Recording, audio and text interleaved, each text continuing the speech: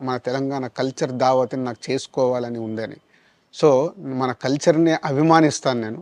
అదే అర్థం చేసుకోకుండా దాన్ని కొందరు సోషల్ మీడియాలో రాద్ధాంతం చేస్తున్నారని తెలిసింది.